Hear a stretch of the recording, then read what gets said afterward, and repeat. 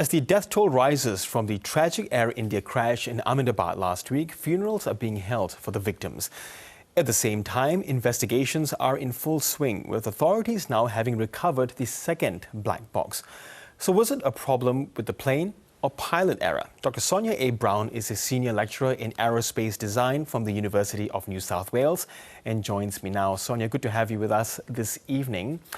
Thanks for having me.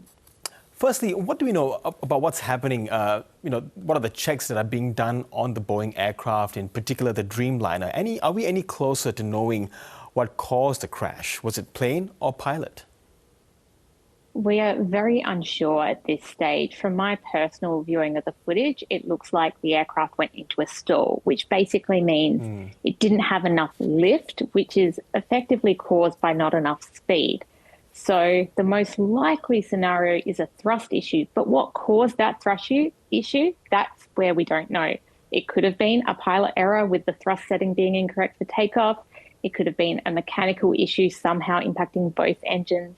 Potential that it could have been caused by something to do with what we call foreign object damage. It looked like the aircraft took the whole runway. There was, in one of the videos, there was some dust flown up at the end. So maybe the engine sucked something in, which damaged both engines.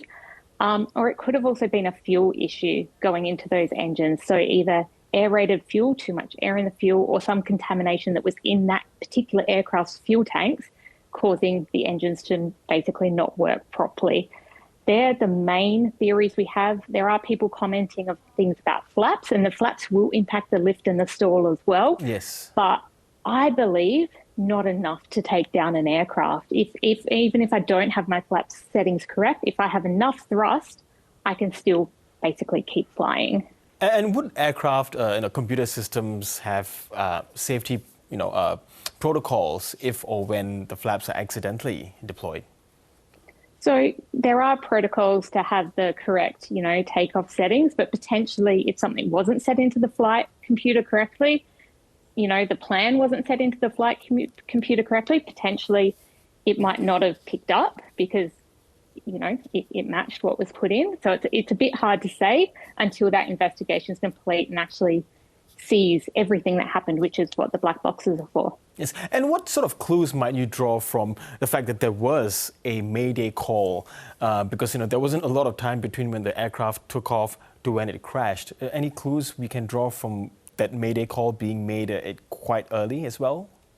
I mean, yeah, there wasn't a lot of time in this flight. You see, it was really only seconds, like within the first 30 seconds that we stopped gaining lift. So the pilots would be very aware of that. But pilots are meant to effectively aviate first, fly the aircraft first, then navigate, then communicate. So communication is down on the list. The fact they got any communication out is a positive thing.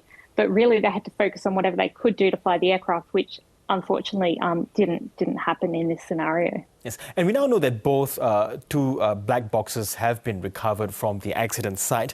What sort of details, are recorded in the black boxes that might help to inform investigators? The black boxes themselves cover a whole range of data. So the flight data recorder, which is one of them, that's really interesting in this case because it's going to have things like what was the thrust setting, for example, what was the flap setting, what was pre-programmed into the computer, if there were engine alarms going off, what they were, what they meant, and those airspeeds which are critical. As I said, already from the flight radar data, we can see the aircraft is slowing down, which impacts the stall thing. But until we see that data, which hopefully should be a lot more data than we got from the radar, we can see what those speeds are doing. But basically every setting, if the fuel pump's giving off errors, that's going to be shown up there. The other black box that they talk about is the cockpit voice recorder. So that's going to be interesting because we only know the pilots sending back a Mayday call.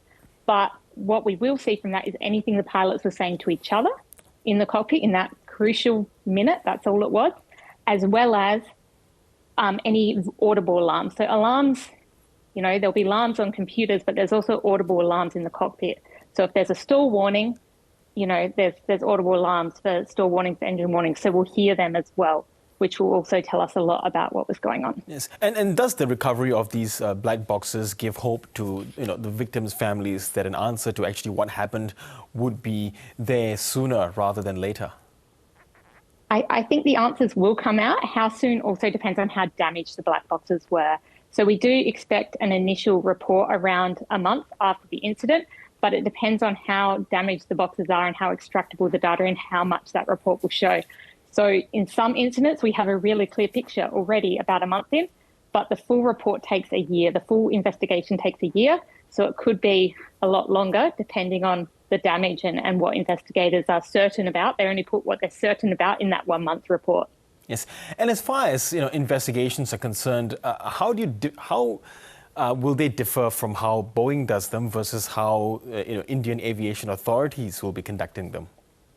So generally with any of these international incidents, there'll be a range of people involved. So there will be people from the airline, there will be people from Boeing, but there will also be people from the aviation safety authorities in the relevant countries as well. Considering UK also have a great interest in this flight, I would be very surprised if the UK didn't have people involved in this investigation. So aviation safety is really a worldwide priority.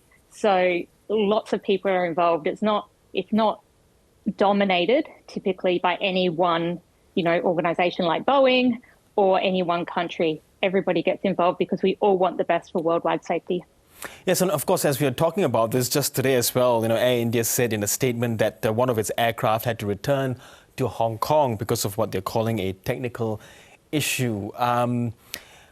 What might have happened here? Are they exercising extra caution at the moment from anything that might resemble a technical error? I do think that they're having extra caution right now, and they're doing a lot of checks on their aircraft for that reason. However, I think it's important. If anything goes wrong, and as I say, for this one, we don't know yet. We're very unsure what has gone wrong and what is the cause. If it's a mechanical issue, was it maintenance? If it's a fuel issue, what's gone on there? If it's a pilot error, we just don't know. So taking extra caution in a critical time is important until we know what's gone on, and then we know whether we can go, okay, that was a one-off, very hopefully, because it was a very strange, unusual accident, or whether we do need to do extra checks on a lot of aircraft. Okay, well, gotta let the investigators do their jobs. Dr. Sonya Brown, really appreciate your time today. Thank you so much. Thank you.